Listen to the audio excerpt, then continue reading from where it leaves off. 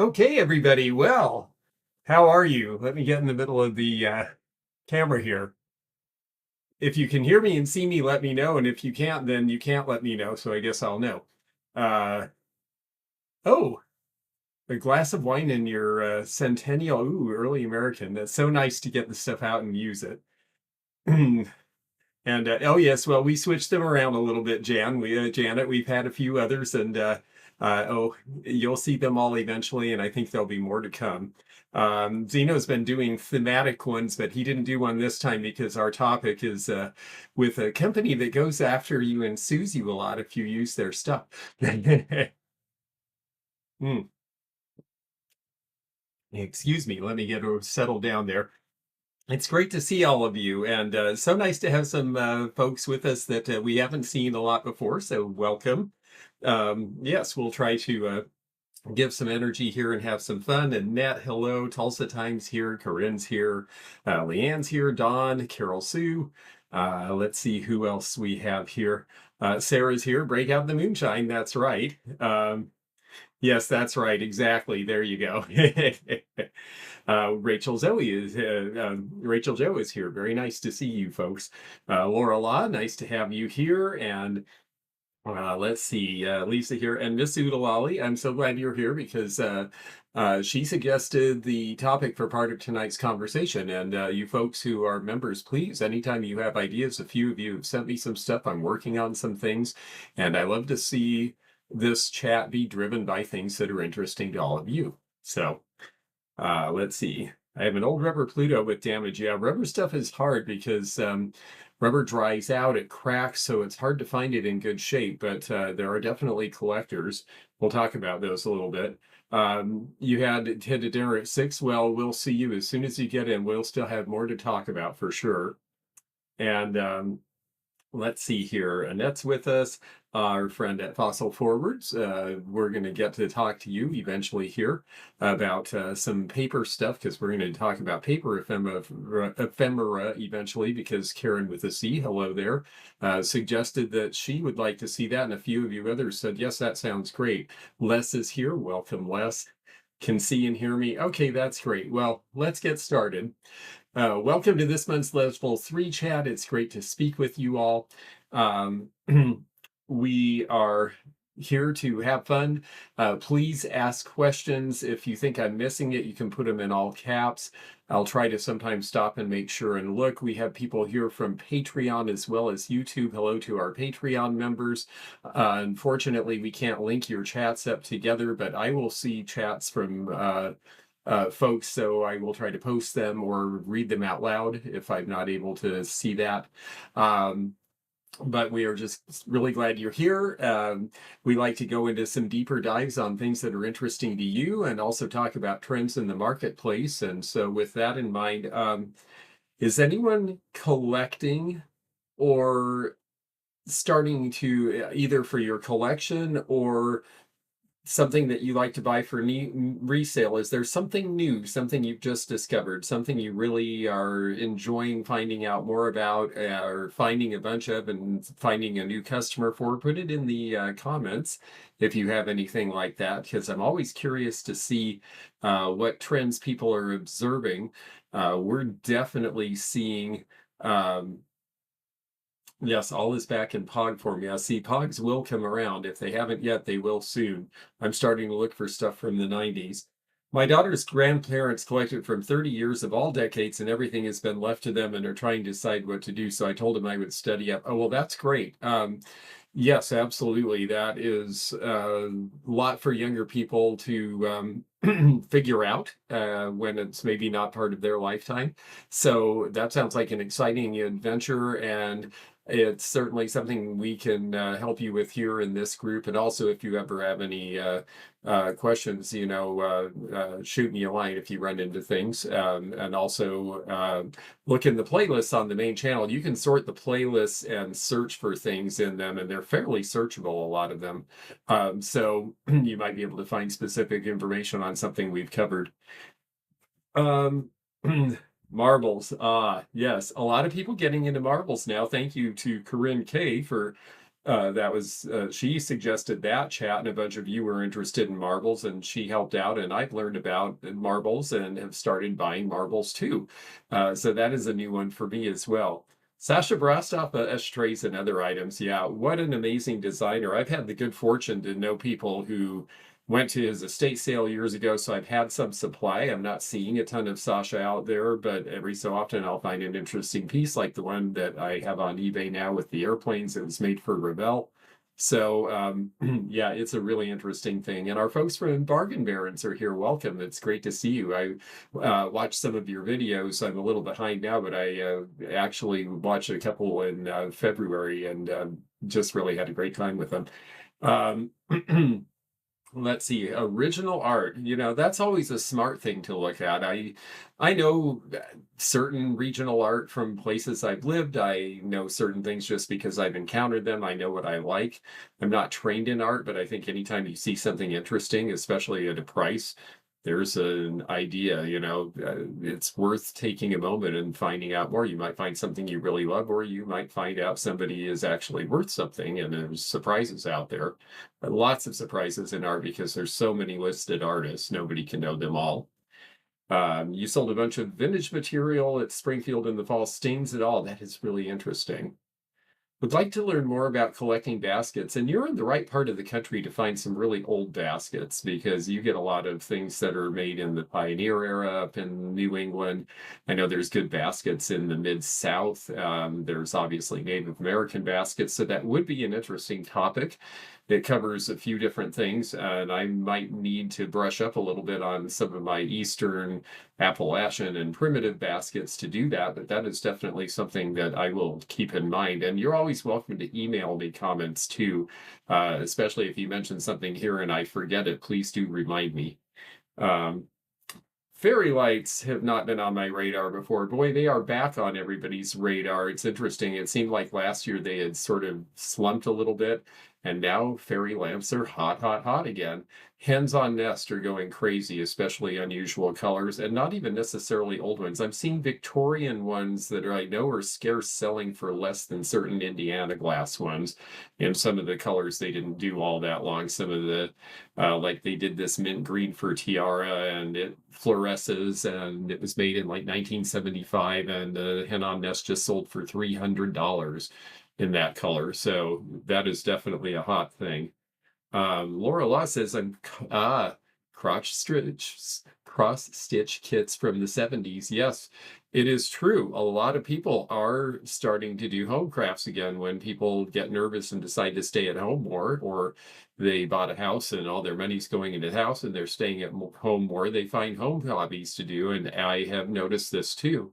I've noticed it with a few different things. One thing I never see anymore, remember doodle art back in the 70s when felt pens were a new idea and they'd sell you these pre-printed sheets with these amazing sort of, sometimes they were a jungle, they were all sorts of motifs, and they had little, it was like paint by numbers but with felt pens, but you basically drew in this big design and you could choose the colors, and you made these really cool posters, and then everyone got older and threw them away, I guess, because I never see this stuff. um, Tiki, exotica, and lounge music, as well as heavy metal, Disney, and reggae. Well, you're in the right place for Disney, and you and I will have to talk about. I really enjoy some of the types of music that you are into. So yes, when we're at Springfield together, we're going to do the show. A bunch of us, Willie Joe and Beth Kemper and the Wrinkles and I are going to do the show in Springfield. So we will hope to see you there. Um, Yes, Bargain Barons, their videos are a lot of fun, and they find different things because they're in Canada, and they find some of what we see and some things that we don't. I'm stumbling over and loving finding aluminum and fiber mailing containers that look like ledges for the 20s. That's so interesting. Yeah, I've only seen a few of those, and I collect stamps, and I definitely look at envelopes and things. So that is a really fun thing. I don't see them very often. Um, yes, the flower frogs to display marbles, that definitely is a thing. And I didn't I meant to go back here and say hello to Miss Wildlife, who I see is here in the chat. um let's see here. We Books are so constant that I forget. Yes, absolutely. All Things Granny Core still selling in Ohio and Indiana. Hi, Carol Reynolds. And yes, that's absolutely true. We definitely are seeing that sort of traditional thing. Met a young dealer at the Portland show the last time I did it who was selling that sort of thing and doing pretty well with it because a lot of younger people remember grandmother as well having those sorts of things. A lot of younger people had some experience living with their grandparents growing up. Parents were working, and so a lot of people spent time there. So it is coming back, which is great because, for a while we kind of thought that, gee, who's going to appreciate this stuff? So it's nice someone does. The bid is crazy high on hands-on nest, absolutely. And this is a real problem because, yeah, this happens, folks. So here is a trend alert to watch out for. In the 80s and 90s, when certain types of glass got very expensive, especially certain depression glass patterns, AA imports from St. Louis started having fakes made. And the depression glass books were pretty good about keeping up with them and showing pictures so you could tell them apart. And you can still get those old books to see that. But the same thing is happening now. So if you see fakes out there that are obvious and new, particularly if you see them in a catalog or on a website, if you think of it, send me an email with that link in it because I'd like to start accumulating for all of our protection a database of information that people can go to see new stuff that's being made to look like old so that people don't get ripped off because nothing will kill interest in the antique and vintage market faster than somebody buying a fake and then saying, oh, I don't know the difference and these people are rip-off artists, I'm done. We saw that before in the 80s and 90s and it really hurt certain kinds of collectible stuff, so we can do something about that. Hoop earrings. I'm focused on old, but I'm selling more vintage. Interesting. I'm starting to deal in more 80s jewelry. I know the time has come. American Eskimo dogs in book and artwork. That's cool. Let's see here. Paul Clay. Yes, I would love to find a real Paul Clay. I've seen a couple of real ones. I didn't have the design and I wish I had picked one up when I could. The Chinggis Khan. Okay, that's interesting. I will have to I'll have to remember that and see if Zeno knows them. That sounds like his kind of music, actually. It's been all over the place on eBay and in the booth spaces. That is true, but I have to say sales have been really strong for me. The shows, all categories sold, and I had the best show I've ever had at West Palm Beach in February, and I had a really good Mount Dora show, and it was all categories.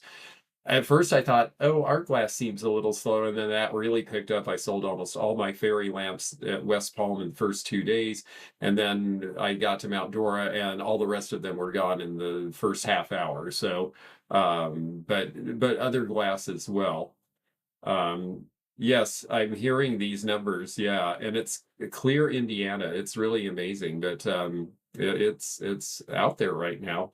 Um, yeah, we all learn a lot with that mistake too, and unfortunately, that is the price of learning. But I'm glad you learned because now you know, and that's the way you find out. It is really difficult because of things like this. Temu selling hens and nests on Etsy. I mean, like crazy. So Temu selling hens and nets. I went into a store, saw one that looked great from a distance, walked up, it's plastic. At some point they're going to flood the market of new people who would be interested, and that's going to top off the market. So do be aware of that. If you have them, I would say this is a good time to sell them. I love Peter Max art from the 70s. I know it a little bit. I went to a gallery showing that he was at in Florida about 25 or 30 years ago. And yeah, it was amazing. And hello there, Shar. Nice to see you.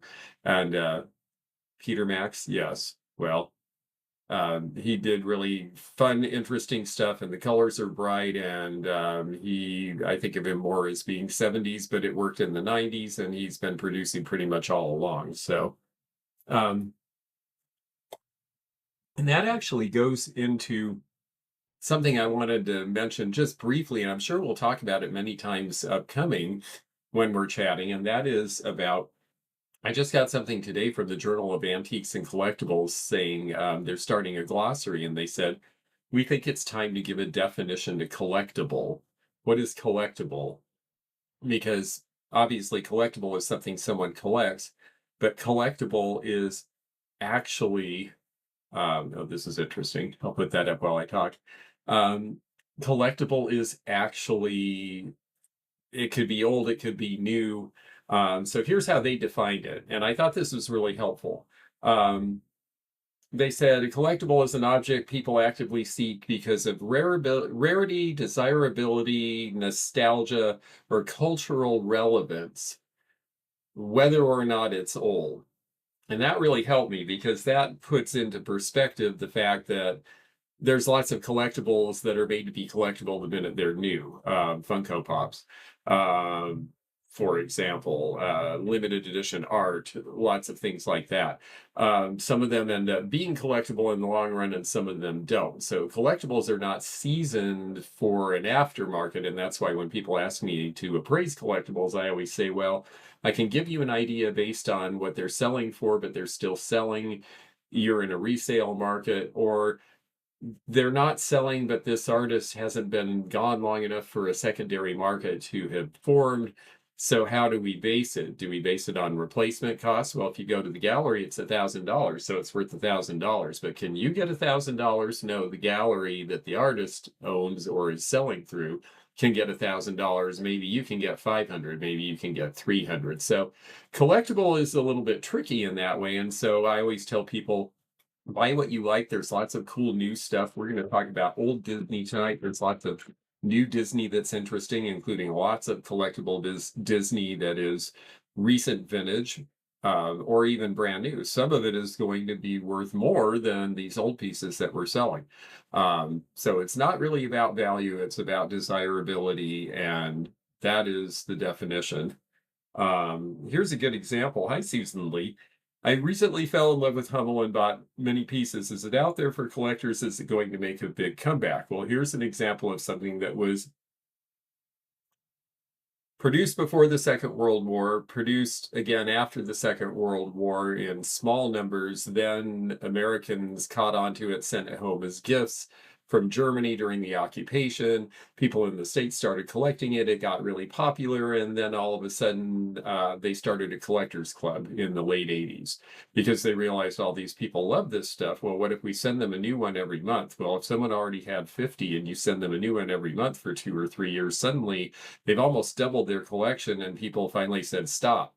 And it actually really hurt the market for the old stuff as well as the new stuff. Now what I'm seeing is that people are starting to sort it out. I have a Goebel Chapel Time, it's called. It's a clock, it's in a box, it's about this tall. It's going to sell probably, I put it out for $100 or $110 because they're selling for that on eBay, and I put it in my mall space, and I suspect it'll sell. And yet little Hummels, a lot of them are selling for $15 and $20, because they made so many of certain types. So, scarcity is the thing. We'll see that when we talk about tonight's topic with Disney. Scarcity is a lot of that. Can I quote that in the comments when I post this video? I will try to remember to do that. I think that's a good idea.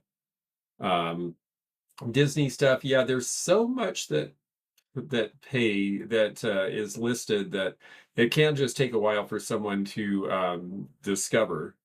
And yes, Funko Pops depends on what they are. Some of them are scarce. Some of them have been made in really small amounts and will remain scarce. Some of them will be made in giant amounts, or the person will not be famous anymore, and that'll be the end of that. So it'll be interesting to see. I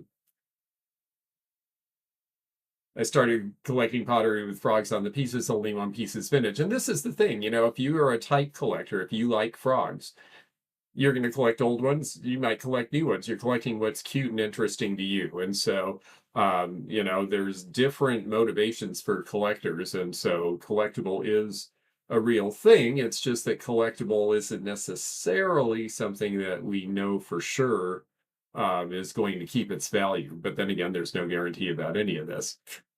I can't stop buying Sherman jewelry, especially if they're in the original box. I can't start buying Sherman jewelry because I haven't seen a piece for sale outside of the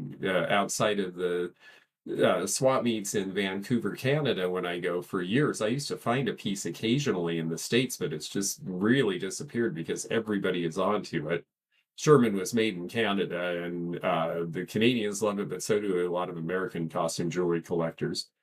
Uh, Pretty China with brand names I find on the cheap. I think that's a good area to collect. China, especially serving pieces, does sell, but a lot of it just sits. So there you go. Is anyone collecting those Trader Joe's bags?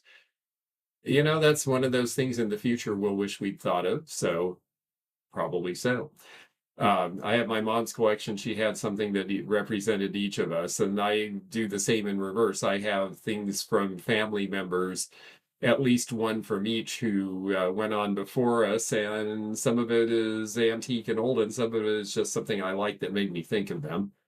Um, Betty Lou Nichols. Betty Lou Nichols is really interesting. Yeah, another California potter, and that's fun. I'll have to keep an eye out for you.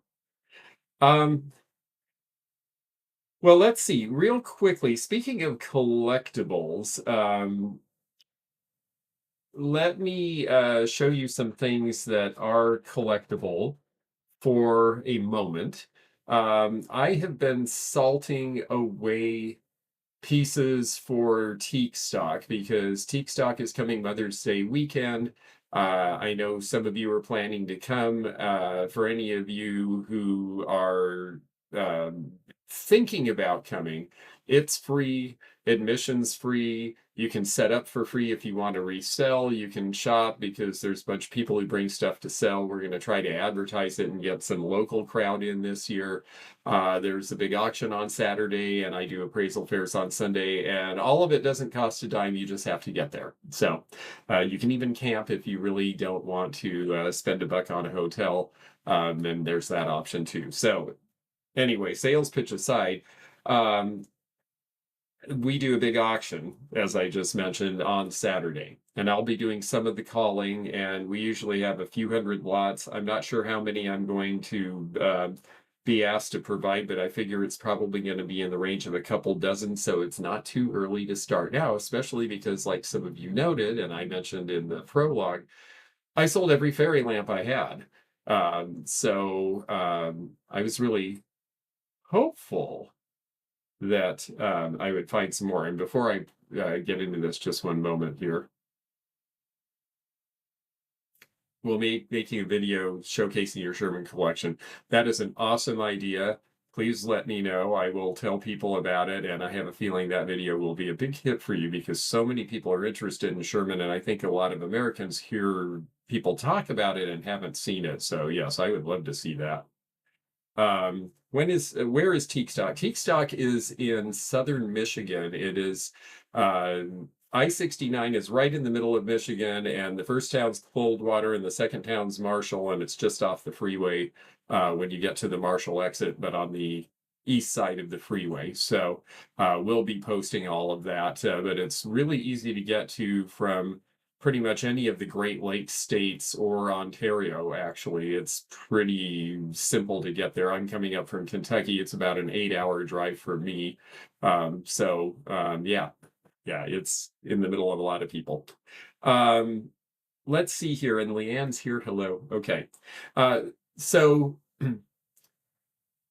with the Tique Stock auction coming, I'm starting to put away things for Tique Stock for that purpose over Mother's Day weekend. The auction is on May 9th, and I'm going to show you guys a sneak preview of some of the things that I'm going to be putting up for auction.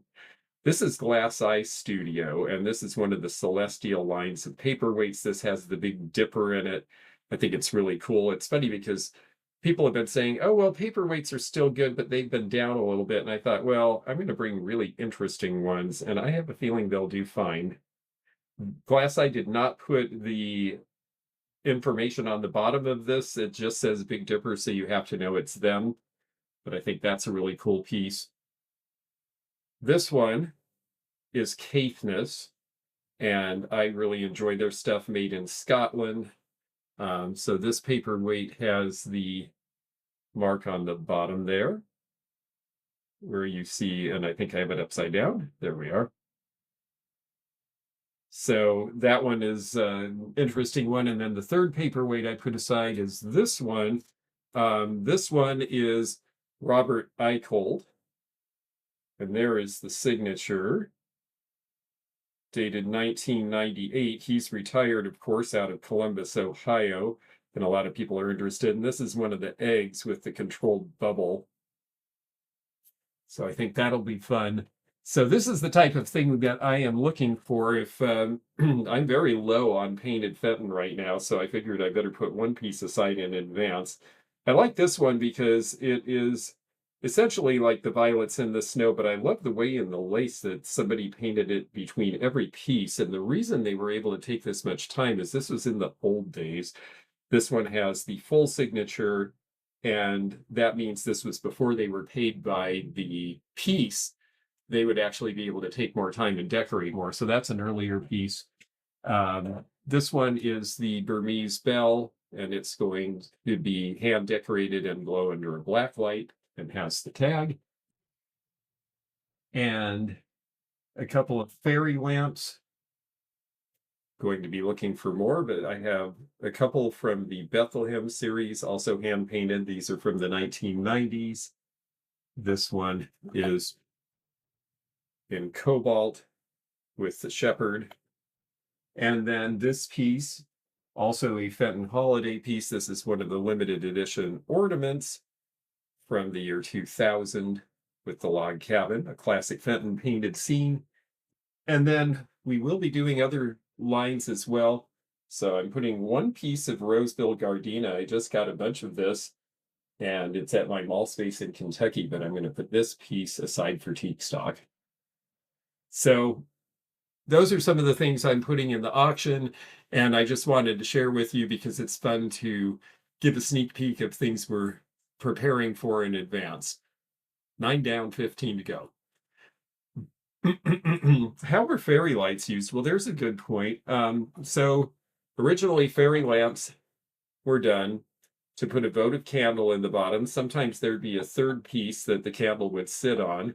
And that came to be because you see that with Fenton too. That came to be because in the old days, there was a problem with these.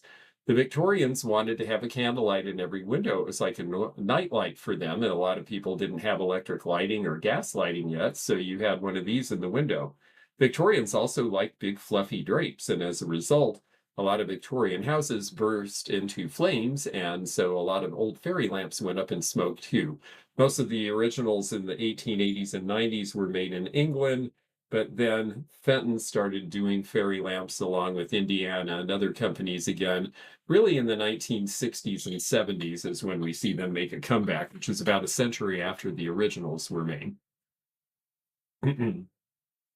Let's see here. Let's painted radar. Fenton will be on my radar. Me too. The orange paperweight is fun. I really like Caithness stuff. And thank you for letting me show and tell there. Let's see if there's any other questions I missed. There is a great suggestion. Yes, I'm a big proponent. Look for the thing that doesn't belong. So someone was selling guns and fairy lamps, and he probably had them for target practice. You saved their lives. And at $15 or $25 a piece, yeah, buy them all. That's great. It does happen. Okay, let's see here. So let me ask real quickly if there's any questions up until now, and then we can talk about our topic du jour, which I'm excited about because it's sure been fun. I knew a fair bit about Disney to begin with, the early Disney, because when I first got in the antique business, the first week I worked in a store, they said, we're going to have an employee meeting next week. You have 1 week to pick 2 books on collectibles, read them in your spare time, and do an outline and give a presentation to the staff in 10 minutes. And I thought, oh boy. And so I picked Disney because I thought, well, at least I know something about Disney to start with. And yeah, it turned out to be really interesting. And every time I read more, the story gets deeper. So I don't see anybody with questions. So let's go on then to, oh, wait, no, let's see. We got one here. Is there a popular color for fairy lamps? Well, Yes, there is. I mean, anything that is going to glow under a black light right now is hot. So the Fenton that is the custard glass and the Burmese and those sorts of things are definitely selling for more because they have that double collectability. Beyond that, red was more expensive when it was new because it was a harder to color to make. Cranberry tended to sell for more, so I see those colors doing well. But beyond that, really, I think honestly, it's sort of just the same as the regular glass. People like jewel tones, but it's really, if it's a decorated piece, it's more about what the design on the piece is. Christmas collectors will be interested in the ones I have. I sold a patriotic one that was red, white, and blue at the show because it's the 250th anniversary of the Declaration of Independence. So some of those themes are starting to sell. So I think it has as much to do with design and shape as it does with color. But all things being equal, those couple of colors will sell for more. Um, I know you have some older Disney, and I know you have some newer stuff too, and there's definitely collectors for both. But oh, and that's good. Yes, you list that fairy lamp, and we'll see how it does. That's great. I'm going to ask you folks to bear with me for one quick second.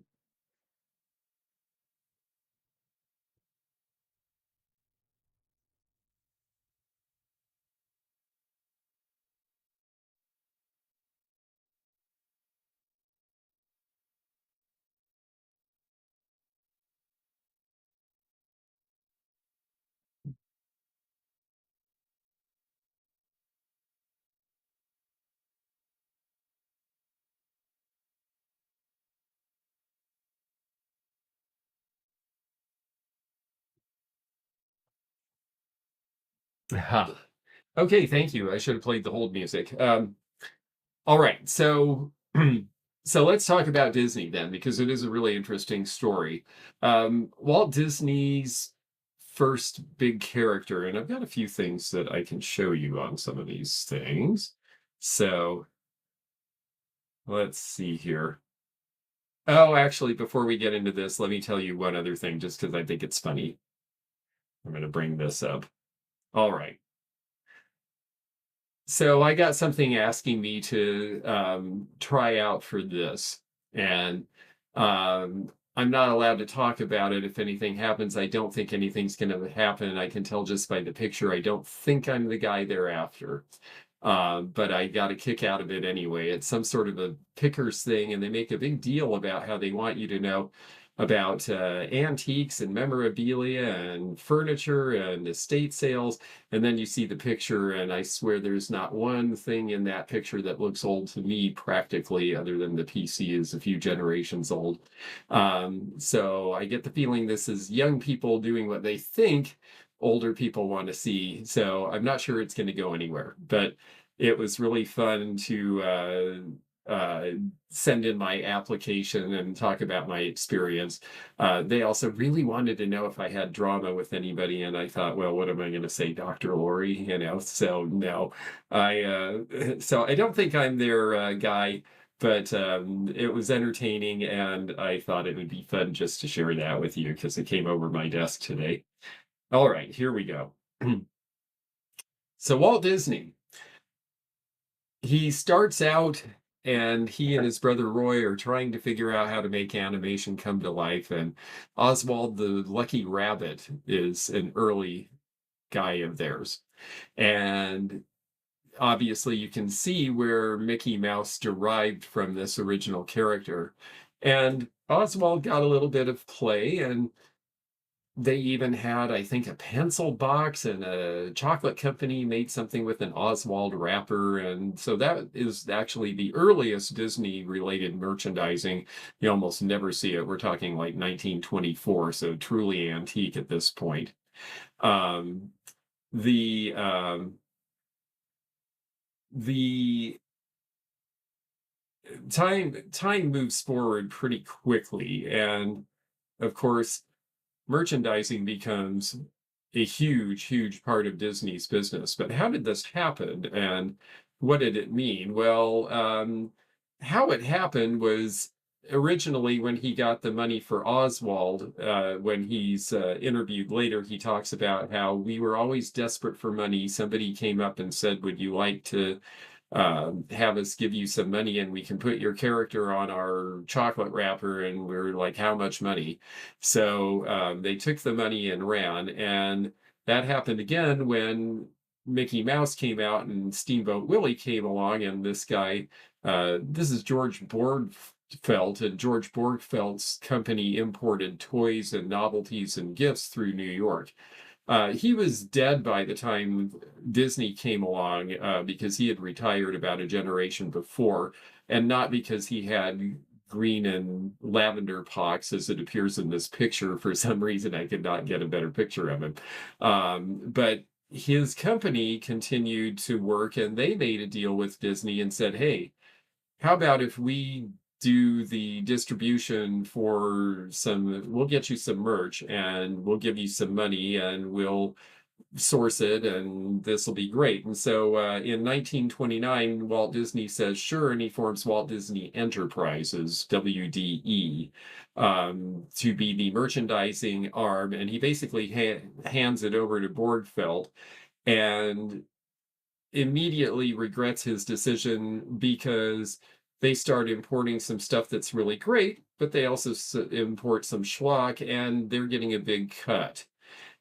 But the first thing they come up with is a woman named Charlotte Clark develops this plush Mickey doll. And this is essentially the first Mickey character advertising piece. This is their first merchandising, and this comes out first thing in 1930, and Borgfeldt brings these in, and they are a huge, huge, huge success, which is when Disney realizes that he was in such a rush to get the money that he had made kind of a bad deal, but Borgfeldt had the rights to do the distribution for a long time. And so these dolls now, if you should see one, sell for $1,500. And the reason I want to show you this, and I'm going to talk, I should mention, I'm going to talk about stuff right up until the opening of Disneyland, and then we'll probably save the Disney on for another conversation sometimes, because then we get into the TV era and the collectibles era, and there's so much to Disney, so much. But what Miss Udalali had asked when she said, I'd like to talk about this, is I'd like to know what companies and what lines were made for Disney by various manufacturers. And some you'll be familiar with. One of the next companies they got was Steiff. Now, this little guy might look a little scary, but it's called the Dean's Rags line because it was supposed to look like a rag doll. And so these were made in Germany. They sell for about $200 now. And yes, Mickey got some hips. That's right. Mickey was a little different in the early days. He had a long snout, for example. So time goes on, and they're making, here's another one of the Dean's Rags from a little later. Whoops, we lost that one. Let's try that again. Okay, it'll let me slide this down a little at a time. There we go. So they're, I guess you could say, cute. I'm not sure how cute this really is, but it definitely was selling and doing well.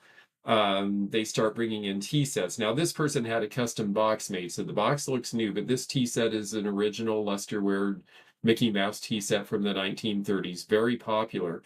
Part of the reason I wanted to show you these older things and some of these more expensive pieces tonight is because you will still find this stuff in estates. You can find Mickey Mouse stuff that goes back 50s, pre-war. I find pieces of the lusterware tea sets in thrift stores still. A teapot here and a cup there and a saucer there. And this set is $165 if you have it all together. So, yes, they keep getting creepier. You have the lusterware set. See, there you go.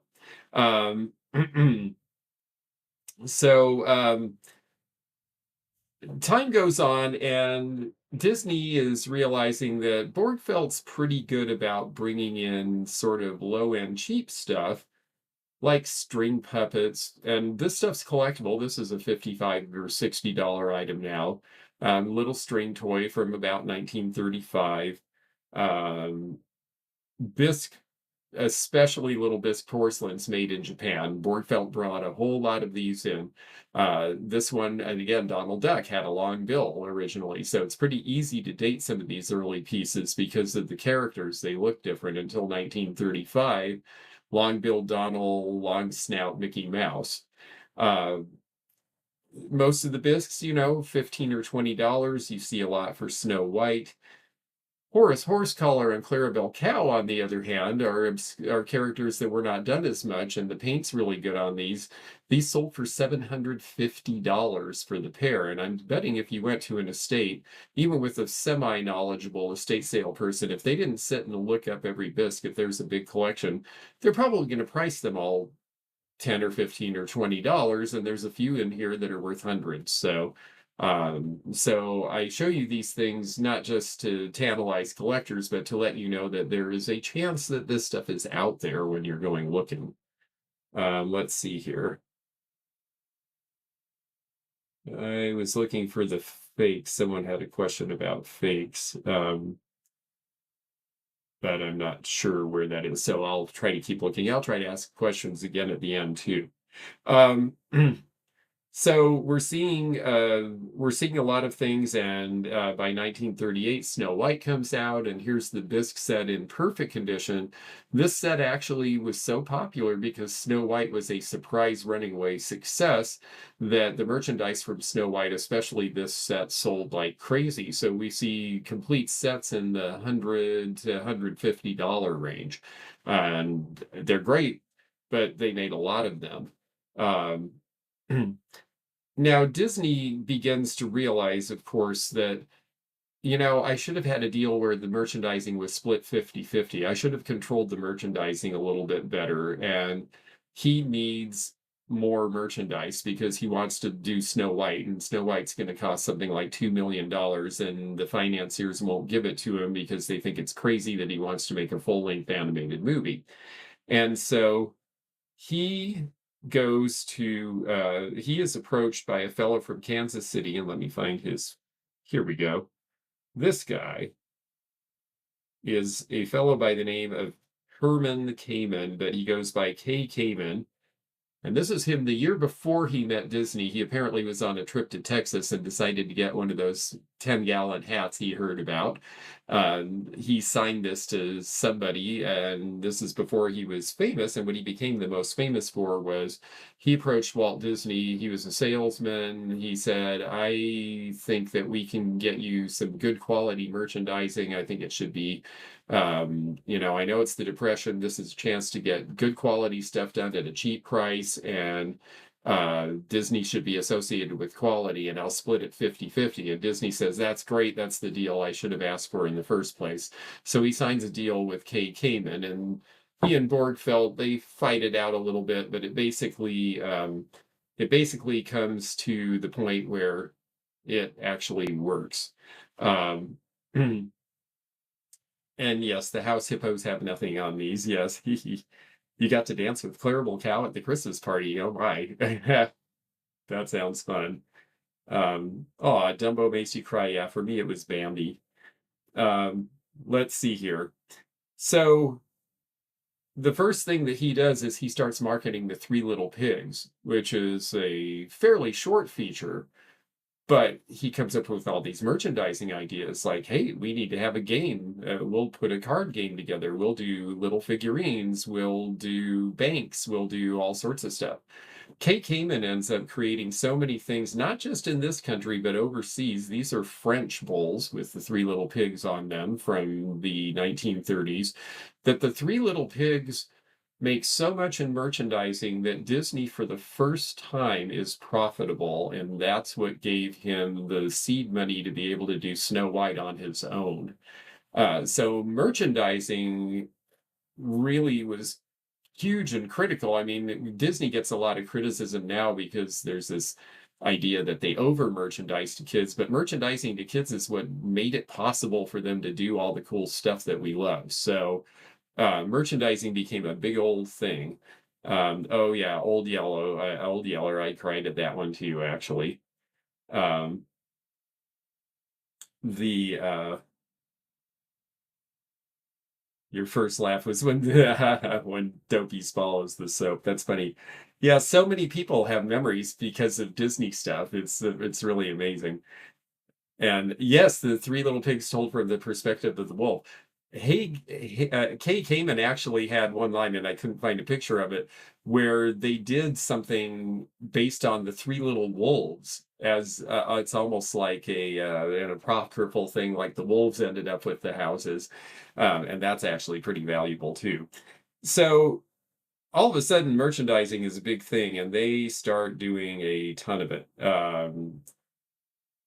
Lionel Trains gets a deal, and so Pride Lines gets a deal because all of a sudden you've got two distributors. So you've got the high end and the low end. This is a Lionel hand car from about 1933, and this one in this condition, which is very, very nice, is $585 sold price, whereas this entire set is $265 sold price from the same era. So they start getting some really significant people involved in producing for Disney, and it's the Depression, and people are desperate for a winner, especially this company. This is the first Mickey Mouse wristwatch by Ingersoll, and this is from the about 1933-34. It has the original band.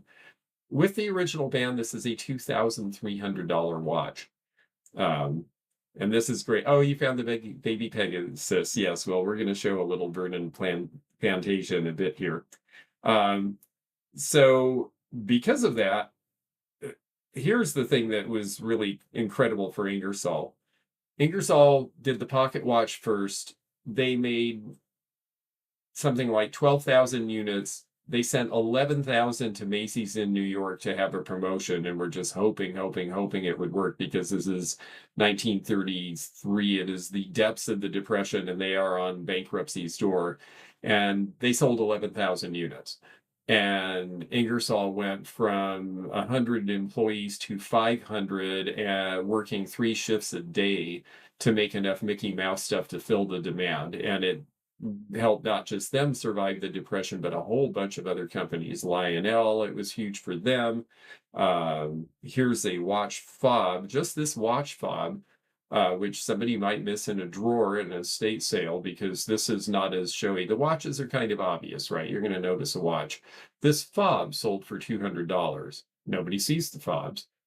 So it's pretty interesting to me. Ingersoll then goes on to make electric clocks. This one, as is, sold for $300.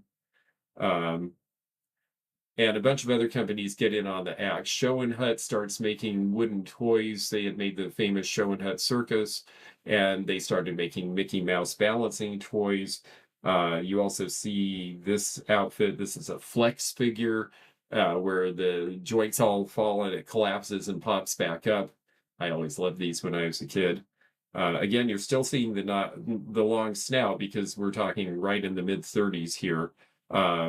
Knickerbocker ends up making a Snoopy here. I've made him sort of small. Let's see if I can enlarge him. There we go.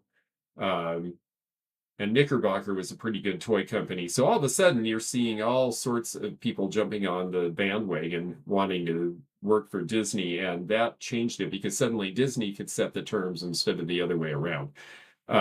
Here is, whoops, got to get this guy off. There we go. This is a Knickerbocker puppet. The box behind it is Mark's, but ignore that. It's but this is from the 30s as well. And then now here is a bargain. Somebody mentioned the Vernon Kilns Fantasia. Well, Vernon Kilns was one of the pottery companies that got the Disney contract. These are their Plutos. This sold, and I don't think about shopping on eBay. This sold for $75 plus shipping. They should have sold for at least $50 to $65 each. Had I seen this listing, I would have bought it for the price it sold for. So you never know where you might find these. And yes, he is a sweet dirt Mickey, isn't he? Yes, now we're getting to the cute Mickeys. Interesting about the training, yes, they did a lot of amazing training of animals, actually. And the methods they used apparently were also pretty humane. Now here we're getting into the Vernon. Laura Law said, if I can find that, we'll pop it up again. Oh yes, you found a version of the baby Pegasus. So Vernon Kilns gets the contract for Fantasia.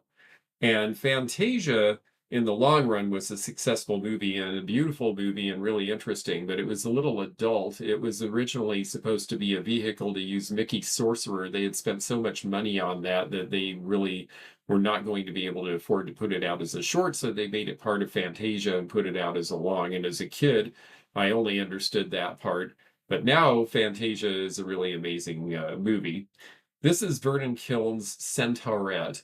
There is a specific color scheme to this that makes this not the $100 version, but the $1,400 version. And this is another reason, if you like Disneyana as a collector, it's great to know some of these variations because you might find a sleeper even at an antique show where a dealer thinks they have retail on it.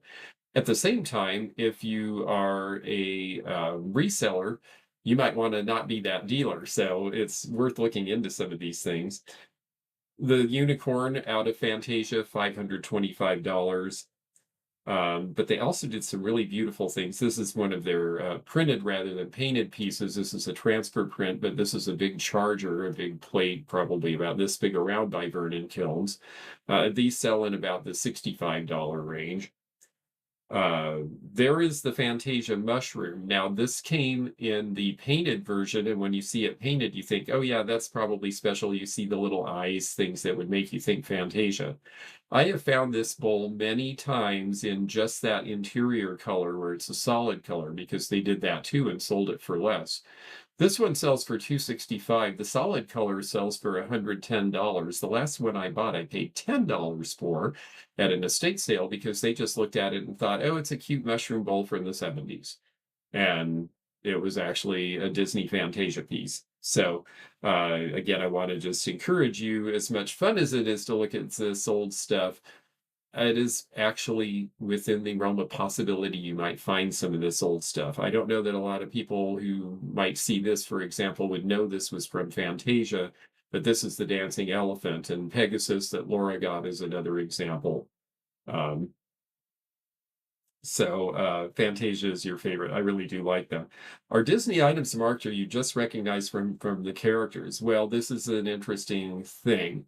The early pieces, Disney let them mark the company name. So the Vernon Kilns pieces usually say Vernon Kilns. Some of them don't say Disney at all.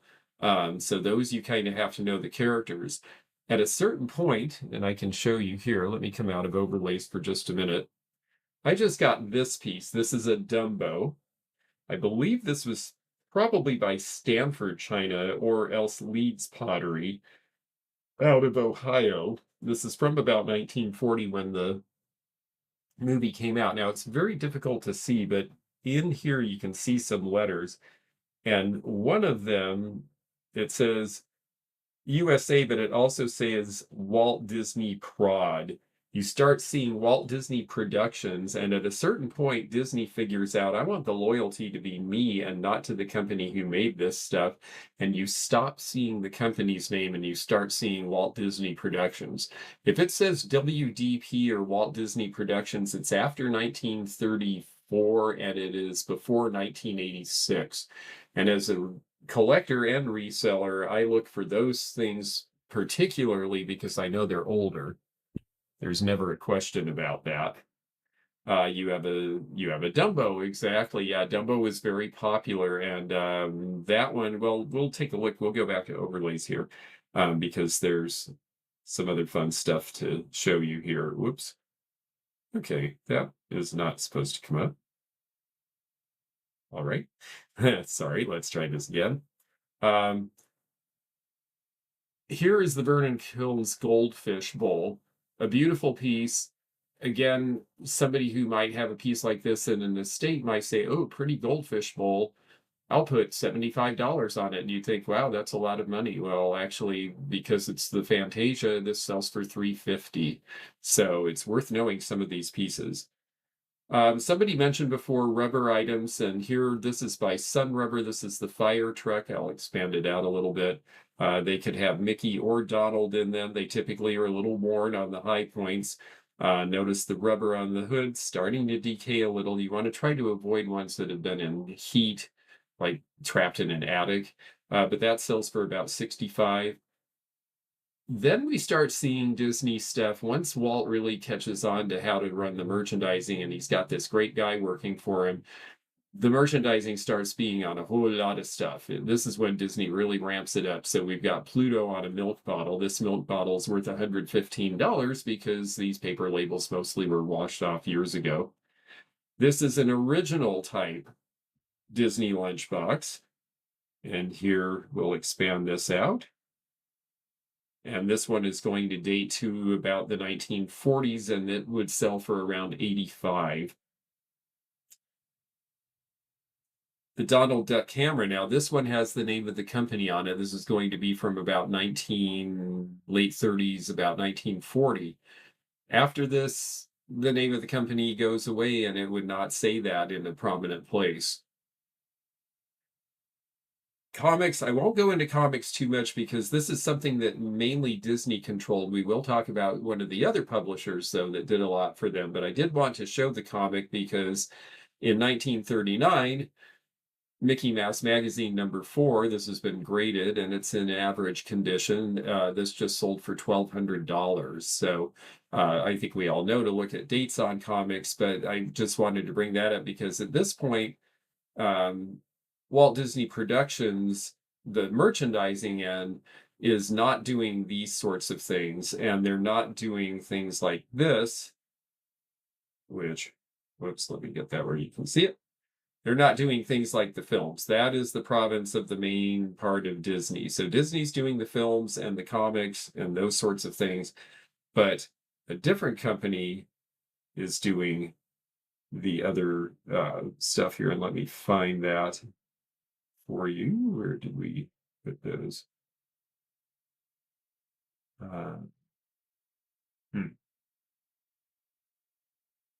Facility plans, just one moment.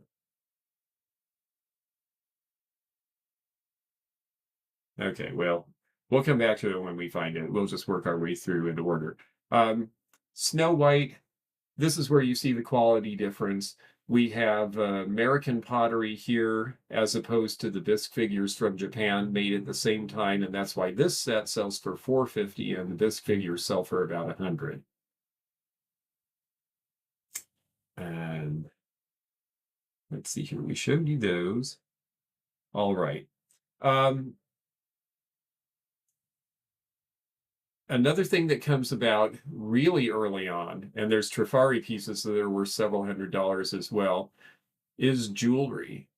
Because with the onset of Dumbo in particular, a line of jewelry comes out by Coro, and it is signed. This is the baby giraffe in the circus cage, and they sell for about $400. Again, this is something that might not be recognized as a Disney thing. There's a Trifari piece with the KTF mark, which is their early 1930s, and that sells for several hundred. And it shows them running from it's the fire engine, I believe. This particular one, again from Dumbo, also by Coro in the $350 range, and it's just a simple enamel piece. We start seeing games, of course, wood games like the rolling pin for the ball. You see dominoes licensed by Haslam Company with all the colors. This is from about 1940. Toothbrush holders, definitely collectible. This should sell for about $100, and that's another bisque one from the 30s. Pocket knives, this is around 1940, and this is another piece that might be in the $75 range. And yet you still might find these because, again, they might just be lingering in a bunch of pocket knives in a drawer somewhere. A company called Gong Bell Company made a lot of the pull toys earlier because they would ring a bell, and they were in business till the late 30s. Disney helped them survive. The Mickey Mouse Bank, it's nice that this has the original box. This is about a $60 item, again, 1930s and 40s. Sam Pales. Now, Ohio Art was actually the low-end tin litho toy maker. It generally was the company that they would have sold these through Kresge's and Woolworths and those stores, and then the companies like Marks did the higher end stuff that would sell at the places like Macy's and the bigger department stores. They're all collectible now because all of them were used by kids, and whether you were a rich kid or a poor kid, you beat the heck out of this stuff until it was dead. So they don't make a big difference in terms of value. And yes, dig indoors at estate sales. How much are those worth? I have a few. I think. Sorry, tell me again which piece because I kind of ran over your comment and didn't see it. Um, you were able to find, yeah, sometimes the friends of the library will sell those as well. Are pieces in poor condition worth something? Yes, but condition really matters. This piece sold for about $200. If it was perfect, it would sell for closer to four. If it was a lot more beaten up, it might sell for under 100. So condition does matter. What was in that bottle? Oh, yes, that was styrofoam peanuts, and it was to look like milk. A lot of people who sell milk bottles like that because without the milk in it, the graphic doesn't pop. So they'll put styrofoam in it or paper or that sort of thing. Um,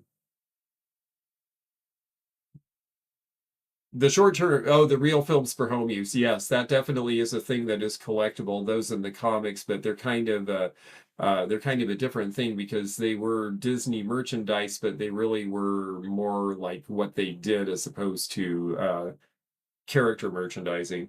This little guy only sells for about $30 or $40. This is Ferdinand the Bull, one of my favorite characters from Disney. I'm weird. I like Pluto and Ferdinand.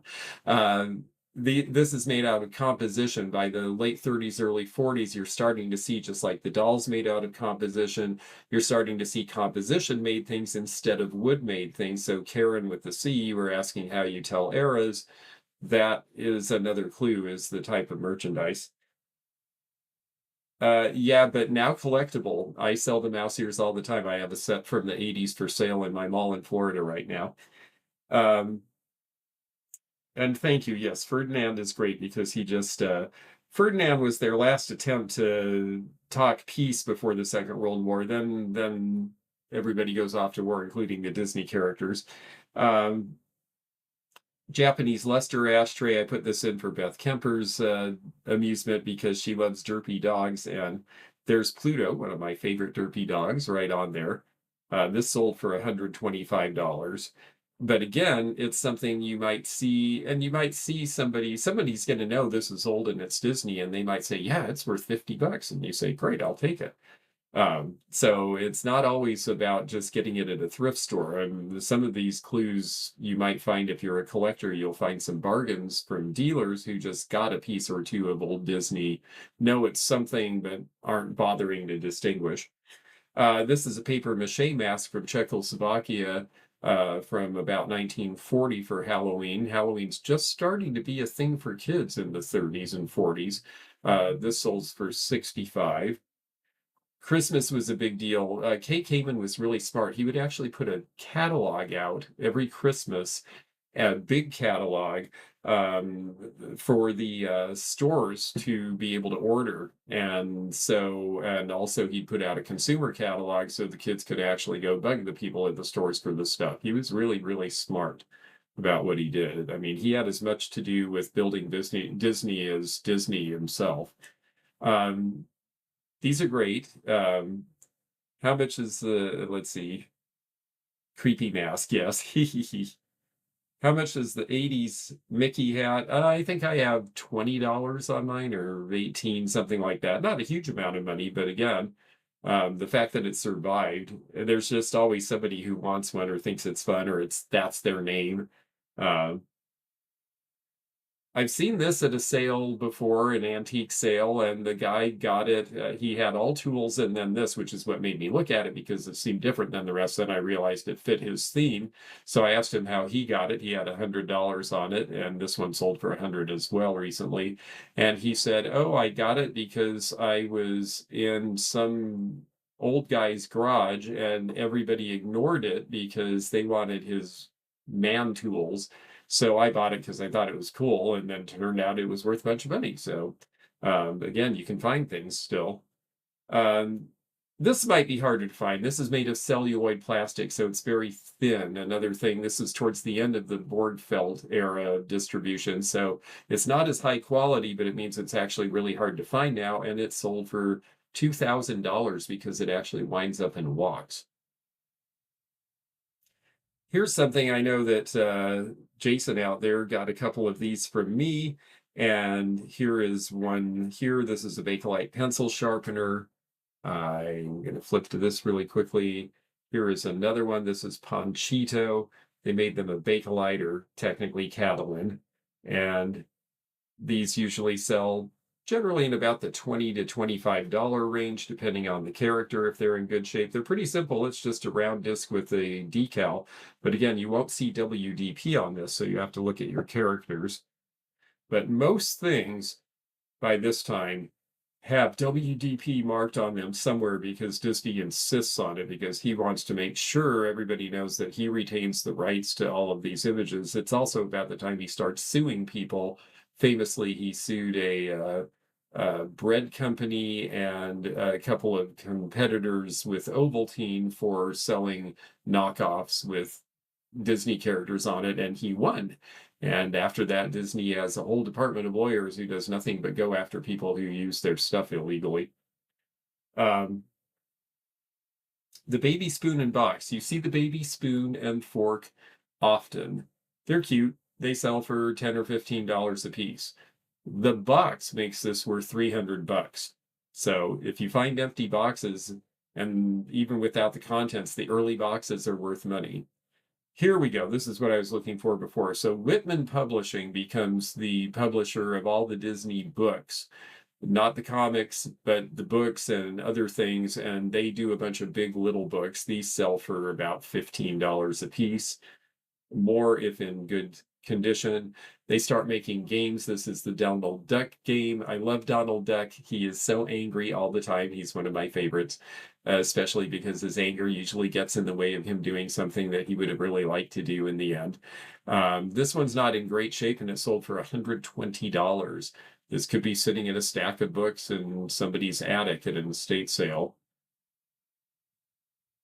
Pinocchio is the next big movie, and we're seeing good wood jointed figures by Show and Hut now. These sold for $300 for the pair.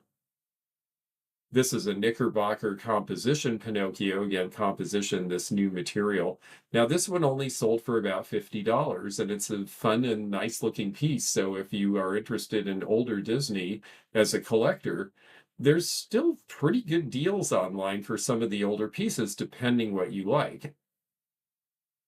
Then it's the Second World War. This is made by Multi-Products, and it's like Sirocco wood, meaning it's basically pressed wood and resin together. And so Multi-Products is the name to look for. It'll say that on the back. A few of the characters go for really big money, especially some of the obscure ones in the Gasoline Alley line.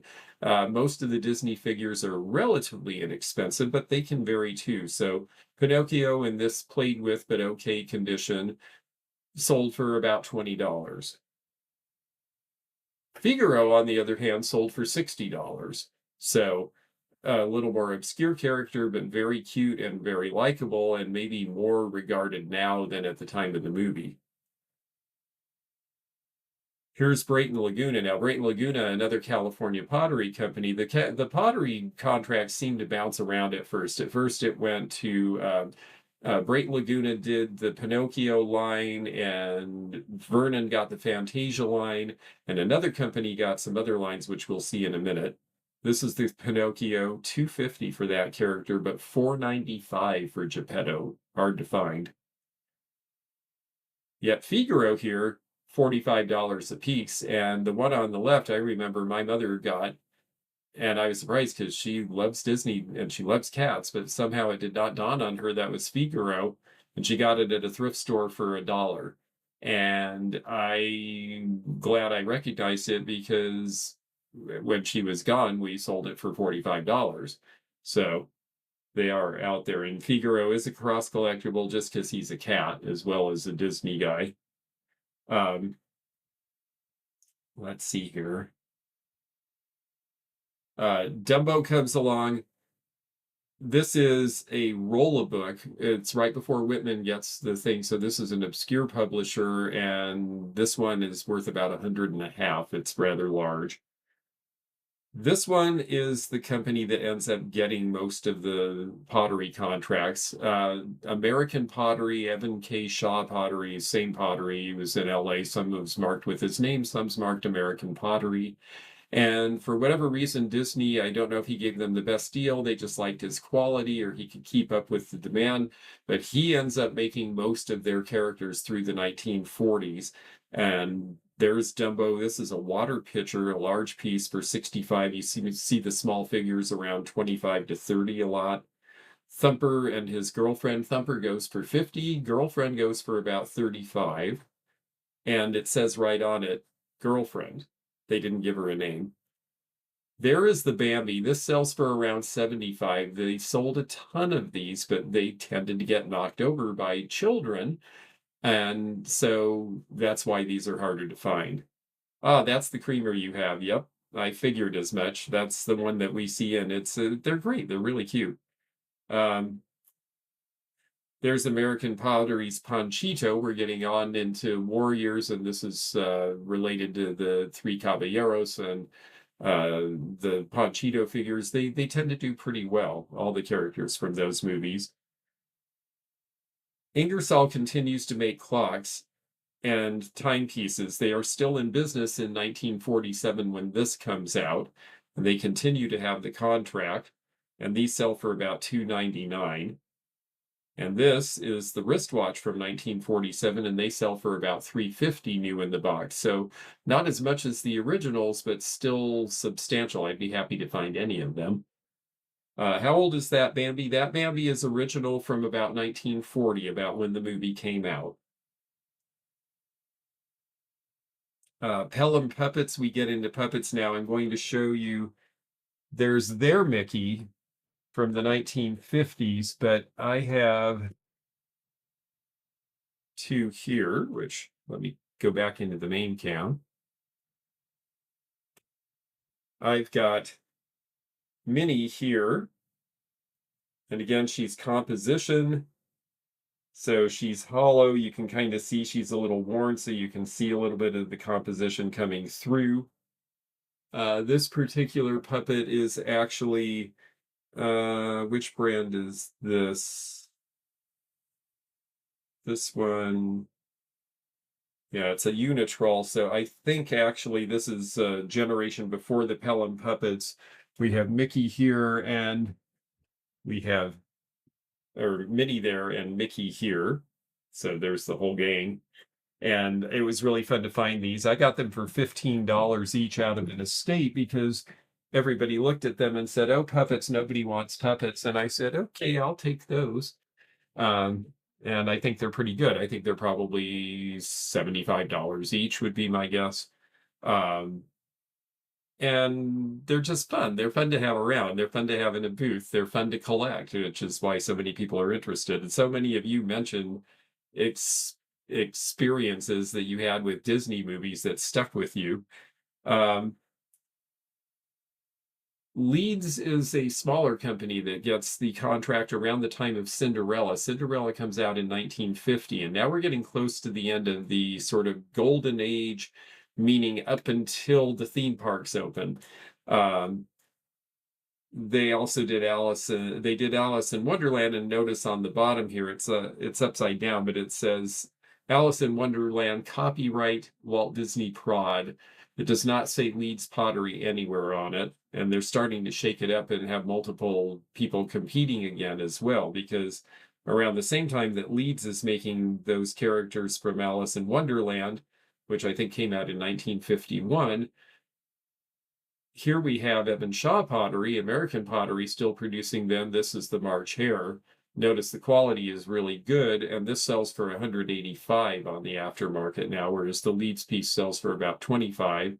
And this is the Regal China Mad Hatter Decanter, which this would be really fun to get out at a party. And he's incredible. I've never seen one in person. This sold recently for $5.95.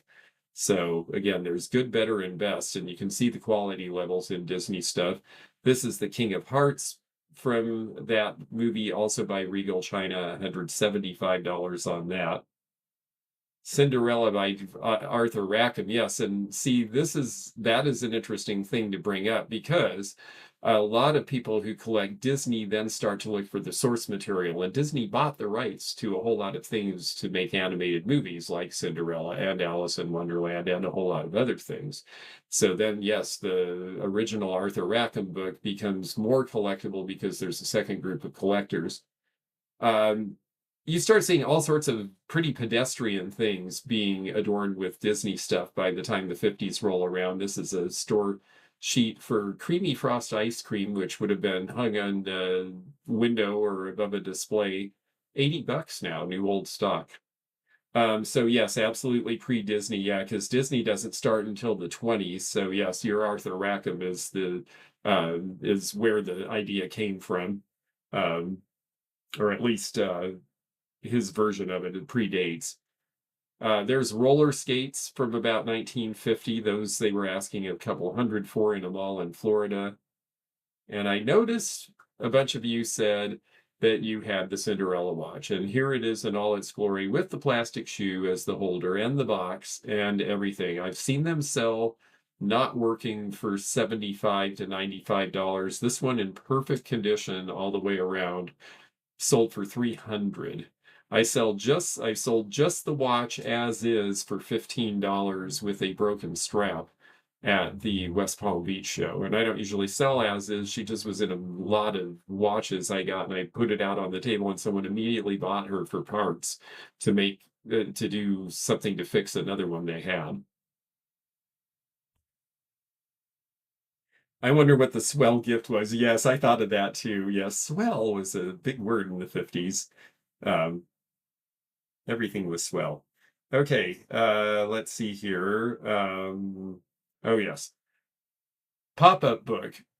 This is Big Golden Book, so now we're starting to spread the book publishing around, and this one is a pop-up sell well Cinderella. This is a first edition. So this is from 1951. You could find this at an estate sale, sold for $175. Let's see here.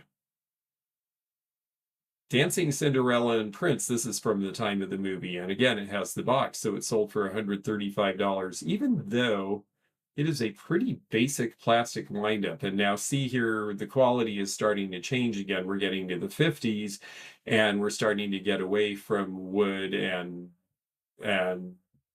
composition, and we're getting into plastic. So it's the dawning of a new era.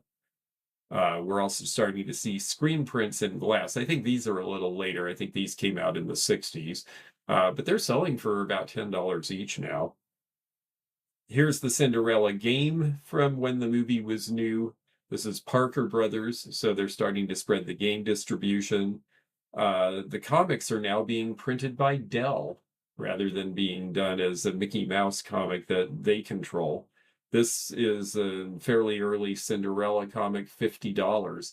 I don't usually pay attention to Disney comics because a lot of them, when you get to the 60s and 70s, they're not worth a lot because people want superheroes, but some of these old ones that are close to the beginning are worth looking up. Okay. Cinderella apron styled by J.C. Penney's as a gift for you. This sold for $40 or $50 recently. And there's Bibbidi and Bobbidi, the birds. Yes, they had names. Another puppet. This is by Goon. Goon starts really producing a lot for Disney. They did some in the 30s, but they did a lot in the 50s and 60s. This one is Gus from Cinderella, the mouse, and that's the dancing puppet. $50 recently sold. Cinderella pottery planner. This sold for about $30. I believe this is Leeds Pottery again. American Pottery, on the other hand, made Cinderella and the Prince as a pair, and this sold for $500 recently. American Pottery also is not long for this world because Disney starts to farm out to other companies, and that pretty much is the end of American pottery. Whitman is still working for them. This is a paint book for Cinderella. Here's what costumes look like now. Ben Cooper costumes are pretty good. This only sold for $30. I was really surprised. But it is the Cinderella dress. Mark's Peter Pan figures. Peter Pan comes out in 1953 and is really like the last big movie to come out before the theme parks open. And so Peter Pan is kind of the back end of my story for now. But Peter Pan stuff, this is Hagen Renneker, the mermaid is from Peter Pan, and she sells for around $100. Leads made to Peter Pan planter, these sell for about 30. There is a hanky for Peter Pan. And then just because Miss Udalali suggested this subject, even though we've gotten up to the end of our segment, I wanted to show this because it is a Crespa doll of Donald Duck dressed as Robin Hood for $300. And the Robin Hood thermos, and Robin Hood, of course, is the movie from which the Udalali song sprang in 1973, as I recall, which is why you see a plastic thermos. So we will have to talk more about Disney at some point. We'll talk about all of these pieces from the theme park and modern era, because once the theme parks come along, all sorts of crazy things happen. For example, Treasure Craft gets a deal with Disney at a time they desperately needed one around 1970 to make things for the Country Bear Jamboree that's about to open, because the brown stuff looks perfect for the bears. And they form all of it and they make a nice mold that says Treasure Craft, and Disney says, the mold has to say Walt Disney Productions and it cannot say your name. But they kept the contract because they needed it and made all the Country Bear Jamboree stuff. And that ends up with Treasure Craft being a major company producing for Disney through the years. And as well as their friends at Witten, and Don Witten, after he sells his pottery factory, goes to make this phone for Disney and makes it in the office of Treasure Craft. And that's where the mold is sitting. And I am excited because I get to go to the Treasure Craft factory one more time at the end of this month or the beginning of April, cross fingers, and take items that are left there because they are selling the factory to their great grandchild of the founder, who is running a specialty lighting business, and he wants all the old Treasure Craft stuff that's left out of the office. So I'm curious to see what that will bring. So there's a ton to talk about with Disney. I think the main thing is look for that WDP, look for Walt Disney Productions. And there's lots of companies that worked with them. There's lots of companies that were saved by them. And in turn, the merchandising saved those companies. It also saved Disney because nobody thought they could pull off Snow White. Everybody thought that was going to be it. They were going to go bankrupt and that would be the end of them. And it was a nice run. And Warner Brothers got all excited and ramped up Looney Tunes as competition, expecting to walk into the gap. And then it turned out that both of them ended up being popular, and then cartoons spread. So Swanee Boy is here. Thank you very much. It wouldn't be a Disney discussion if we didn't mention Disney Black Diamond, and I guess that is really that is true. I think that the Black Diamond stuff, the VHS tapes, we know some of the Disney VHS is sold for really, really big money. And that is definitely something we should talk about next time, because there are certain things to look for. I see lots of sealed Disney tapes that don't sell for a lot, but I know there's a few that sell really, really high. So definitely need to look for that. There is a book, a really good old reference book on collecting the early Disney in particular. And I don't remember the title, but if you go on eBay and put collector's reference book, Disney Collectibles, you'll probably find it. I know that there's, this is terrible, I should remember these things. Misty on Thrifter, Junker, Vintage Hunter always talks about this website where you can get old collector books and it's like an exchange, and you could find it there if I can remember the site. So if anyone remembers that and can pop it in the comments, that'd be great. Any questions, go ahead and put in the comments now, and I will look at them. I'm going to skim back here and see if there's anything that I missed as well. Well, you folks do that. And it doesn't have to be about Disney. It can be about anything, because we're kind of at that point in the show. I do want to thank again everybody on Patreon as well as here on the YouTube channel for being members and participating, and to remind you again that we are definitely open to any topics. I know a few were suggested tonight. Send me an email just to remind me. I have a few other things I'd like to do as well. Country Bears Jamboree got a revamp. I knew that they had gone on hiatus for a while. I didn't know that they had actually renovated them or redone it. Where did everyone go? I'm still here, Ruth, I promise. Let's see here. If anyone has comments or questions about anything, but it sure was fun. Oh, there was one other thing I skipped. I should really talk about this, because this is going to Mr. Wrinkle when I see him, because he requested it. But I got this recently, and Uncle Remus stuff, very collectible. There is some, I have to say, I watched it again, and I understand that people, people don't understand things in the context of time, but I think actually Uncle Remus, from what I could see, I think there's some misunderstandings about what it's about and what it's not, but it was very interesting to watch again, and the stuff from it is pretty collectible, because some of it is considered politically incorrect now. So these are going to Jason. This was, I believe that was 1946 or 7, and it actually had Frances Langford, who is one of my favorite radio character actresses. Actress is an old term, I know, from when she was on the Bickersons with Don Amici, the original fighting married couple. They are singing covers of Disney songs now. Yes, that's right. Gosh, I'm not really sure why the others' posts are not showing up for you now, Ruth, but I'm seeing you, and we'll put it in.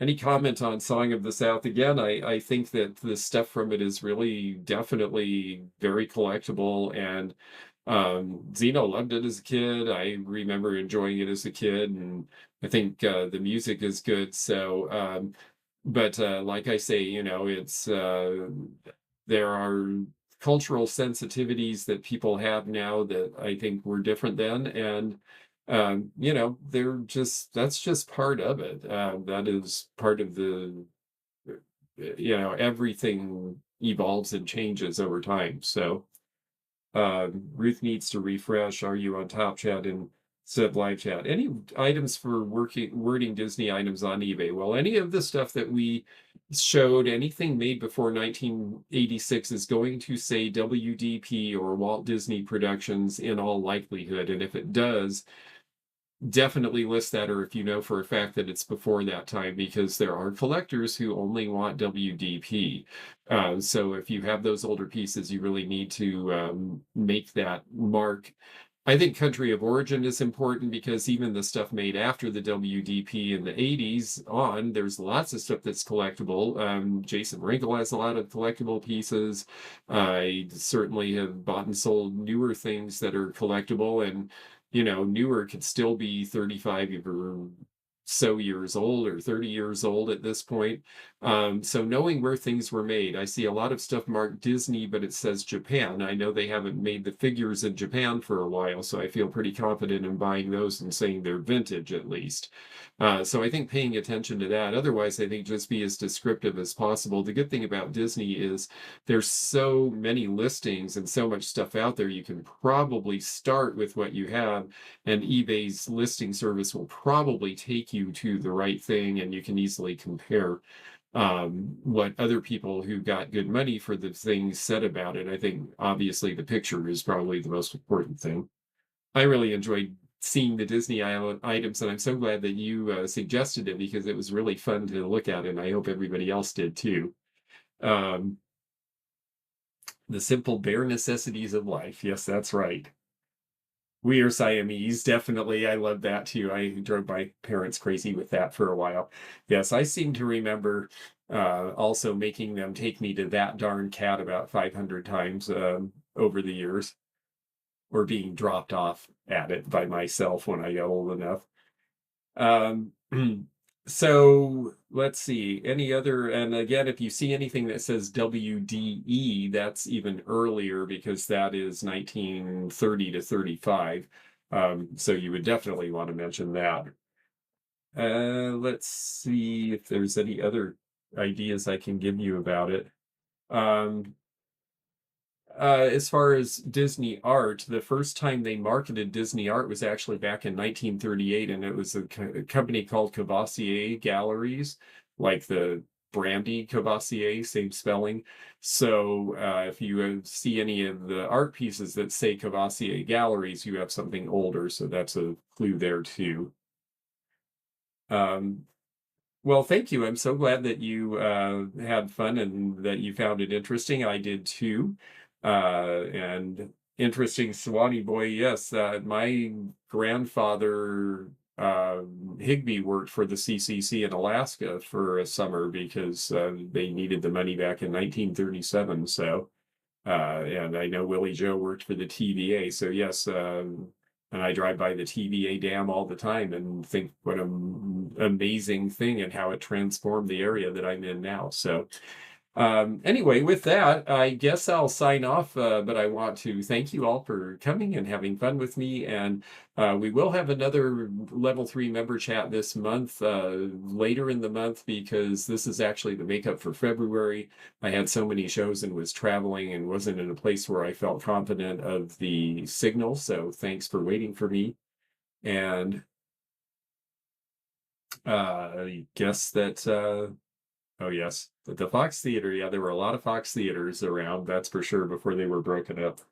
Well, thank you, Susan Lee, so much, and thank all of you for joining us. And I'm going to go ahead and hit the uh, outro here, but we will let you. Oh, I think I'll do this one because it's just funny, even though it isn't about tonight. And so I'll stay with you in the chat. If you have any other questions, let us know.